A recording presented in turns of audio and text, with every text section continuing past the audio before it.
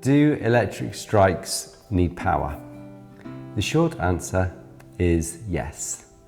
A key factor to be aware of is how different strikes behave during a power cut. This depends on the function. Fail-secure strikes stay locked when power is lost. That's why they're used for areas needing high security. Fail-safe strikes unlock if power goes out, ideal for emergency exits where people must be able to get out fast.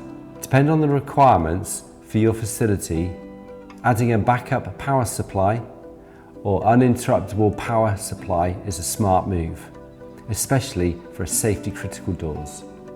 So yes, electric strikes need power, but how they react when it's lost is what really matters. Ensure that your choice is based on security and safety needs.